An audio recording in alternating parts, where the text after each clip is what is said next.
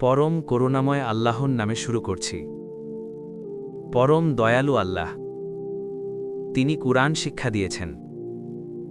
তিনি মানুষ সৃষ্টি করেছেন আর তাকে কথা বলতে শিখিয়েছেন।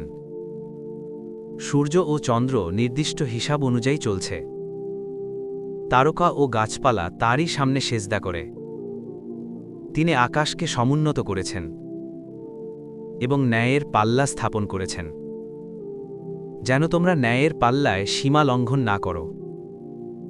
ন্যায়ের সঙ্গে ওজন কায়েম করো এবং ওজনে কম দিও না। আর পৃথিবী তিনি সৃষ্টি করেছেন সমস্ত সৃষ্টির জন্য। সেখানে রয়েছে ফলমূল, খেজুর গাছ যার ফল আবরণে ঢাকা, আর রয়েছে শস্য ও সুগন্ধি উদ্ভিদ। অতএব তোমরা তোমাদের রবের কোন কোন নিয়ামত অস্বীকার করবে? তিনি মানুষকে সৃষ্টি করেছেন পোড়া মাটির মতো শুকনো কাদামাটি থেকে, আর জিনকে সৃষ্টি করেছেন আগুনের শিখা থেকে। অতএব তোমরা তোমাদের রবের কোন কোন নিয়ামত অস্বীকার করবে? তিনি দুই উদয়ের রব এবং দুই অস্তের রব। অতএব তোমরা তোমাদের রবের কোন কোন নিয়ামত অস্বীকার করবে? তিনি দুই সমুদ্রকে মুক্ত করে দিয়েছেন। তারা মিলিত হয়, কিন্তু তাদের মাঝখানে রয়েছে এক অন্তরাল। তারা সীমা অতিক্রম করে না। অতএব তোমরা তোমাদের রবের কোন কোন নিয়ামত অস্বীকার করবে? উভয় সমুদ্র থেকেই বের হয় মুক্তা ও প্রবাল। অতএব তোমরা তোমাদের রবের কোন কোন নিয়ামত অস্বীকার করবে? আর তারই জন্য সমুদ্রে চলমান পাহাড় সম জাহাজসমূহ। অতএব তোমরা তোমাদের রবের কোন কোন নিয়ামত অস্বীকার করবে? পৃথিবীর ওপর যা কিছু আছে সবই ধ্বংসশীল। কেবল তোমার রবের সত্তাই অবশিষ্ট থাকবে, মহিমা ও সম্মানের অধিকারী। অতএব তোমরা তোমাদের রবের কোন কোন নিয়ামত অস্বীকার করবে? আকাশমণ্ডলী ও পৃথিবীর সব কিছু তারই কাছে প্রার্থনা করে। প্রতিদিন তিনি নতুন নতুন কাজে ব্যস্ত থাকেন। অতএব তোমরা তোমাদের রবের কোন কোন নিয়ামত অস্বীকার করবে? হে জিন ও মানুষ সম্প্রদায়, যদি তোমরা আকাশমণ্ডলী ও পৃথিবীর সীমা অতিক্রম করতে পারো তবে অতিক্রম করো, কিন্তু তোমরা ক্ষমতা ছাড়া অতিক্রম করতে পারবে না। অতএব তোমরা তোমাদের রবের কোন কোন নিয়ামত অস্বীকার করবে? তোমাদের উপর প্রেরণ করা হবে আগুনের শিখা ও গলিত তামা, তখন তোমরা কোনো সাহায্য পাবে না। অতএব তোমরা তোমাদের রবের কোন কোন নিয়ামত অস্বীকার করবে?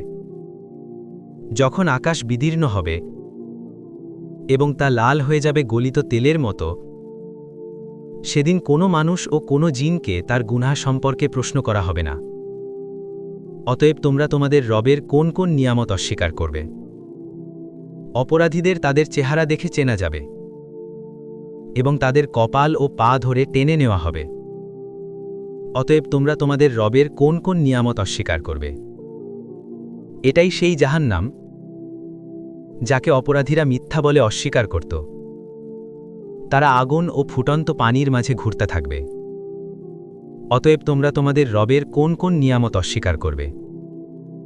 আর যে ব্যক্তি তার রবের সামনে দাঁড়ানোর ভয় রাখে, তার জন্য রয়েছে দুটি জান্নাত। অতএব তোমরা তোমাদের রবের কোন কোন নিয়ামত অস্বীকার করবে? সে জান্নাত দুটি হবে শাখা প্রশাখায় ভরপুর। সেখানে থাকবে প্রবাহমান দুটি ঝর্ণা।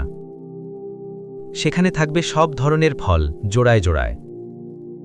অতএব তোমরা তোমাদের রবের কোন কোন নিয়ামত অস্বীকার করবে?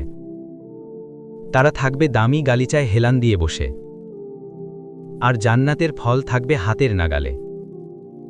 অতএব তোমরা তোমাদের রবের কোন কোন নিয়ামত অস্বীকার করবে? সেখানে থাকবে লাজুক দৃষ্টির হুরিরা, যাদের আগে কোনো মানুষ বা জিন স্পর্শ করেনি।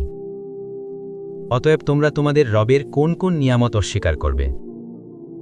তারা হবে যেন রুবি ও প্রবালের মতো উজ্জ্বল।